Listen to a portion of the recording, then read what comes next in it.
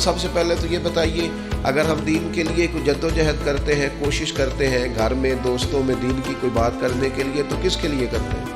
تو پھر لوگوں سے توقع رکھنے کا کیا مطلب ہوا؟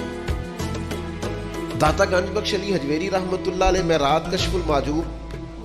دیکھ رہا تھا، داتا صاحب نے عجیب بات لکھی ہے۔ داتا صاحب فرماتے ہیں جب تک نبی پاک علیہ السلام نے اعلان نبوت نہیں نہ فرمایا تھا، اس وقت تک صادق بھی کہتے تھے، امین بھی کہتے تھے، صلہ رحمی کرنے والا بھی کہتے تھے یہ تو غریبوں کا بوجھ اٹھاتے ہیں۔ جتنی دیر تک رسول پاک علیہ السلام نے لا الہ الا اللہ کی دعوت نہیں دی تھی، اتنی دیر تک کہتے تھے ان جیسا کوئی نہیں، شرافت، نفاست، پرہیزگاری ہر چیز ہے۔ جس دن حضور نے فرمایا کہ تمہارے بت جھوٹے ہیں، تمہارے نظریات ٹھیک نہیں ہیں، تمہیں بدلنا چاہیے، داتا صاحب لکھتے ہیں جس دن کہا کہ تمہارا یہ رویہ ٹھیک نہیں ہے، وہ جو صادق تھے انہی کو معاذ اللہ جادوگر کہنا شروع کر دیا، جن کو کل تک امین کہتے تھے انہی کو شاعر کہنا شروع کر دیا،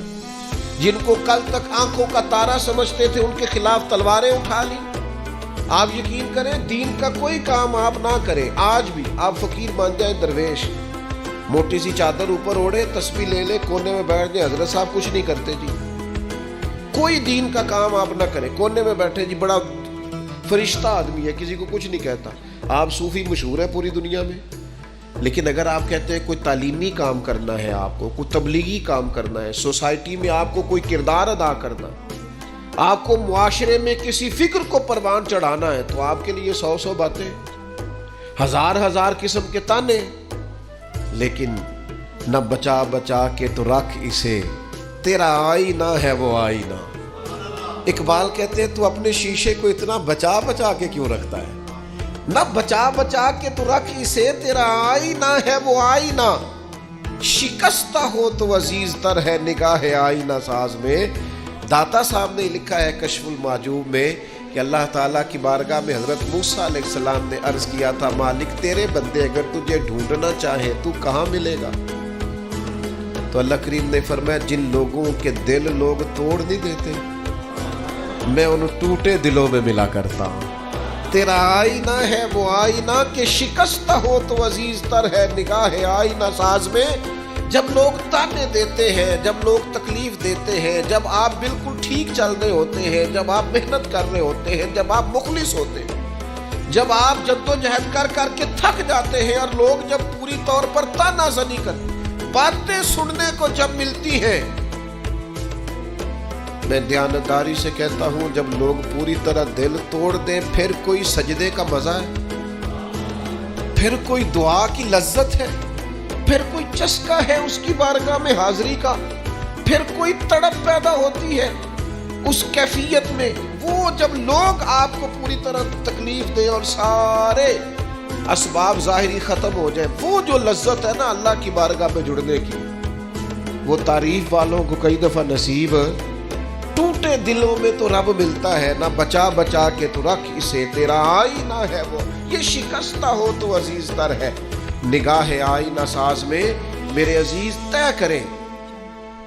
کہ اپنے ضمیر کے مطابق فیصلے ہوں گے، اللہ رسول کی رضا پانے کا کام ہوگا، اور اس تعریف سے نکل آئیں گے ہم کہ لوگ ہمارے بارے میں کیا کہتے ہیں۔ میں عرض کر چکا ہوں کہ داتا علی حجویری رحمۃ اللہ علیہ فرماتے ہیں کہ نبی پاک علیہ السلام کو صادق کہتے ہیں، امین کہتے ہیں، صلہ رحمی کرنے والا کہتے ہیں، اور جب کہا لا الہ الا اللہ پڑھو تو پھر جادوگر، پھر معاذ اللہ شاعر، پھر کچھ اچھا وہ یہ سارا کچھ کہتے رہے،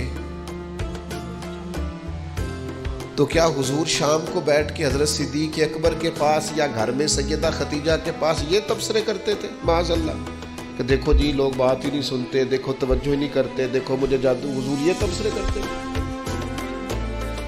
وہ جس طرح بچہ آگ کے قریب بار بار جاتا ہے اور ماں ہاتھ پکڑ پکڑ کے روکتی نہیں، غصہ نہیں کرتی، اس کا خیال ہوتا ہے اسے پتہ ہی نہیں یہ جل جائے گا، یہ رات کو بیٹھ کے تبصرے نہیں ہوتے، بلکہ اللہ کا قرآن کہتا ہے اللہ کا باقی النفس کا، اے محبوب کیا آپ اپنی جان پر کھیل جائیں گے؟ اللہ یکون مؤمنین، اس بات پر کہ یہ ایمان کیوں نہیں لاتے؟ حضور آپ نے تو جان کی بازی لگا دی گویا، اتنی محنت کرتے ہیں، اتنی محنت کرتے ہیں. یہ اللہ کا قرآن ہے. وہ جادوگر کہتے جا رہے ہیں، ساحر کہتے جا رہے ہیں، اور حضور جان کی بازی لگا کر دین بتاتے جا رہے ہیں. یہ مزاج ہے کہ آپ ان لوگوں کے بیچ کھڑے ہو کر انہی کی خیر کی بات کریں، انہی کے حق میں بھلے کی بات کریں جو آپ پر تانا زنی کریں.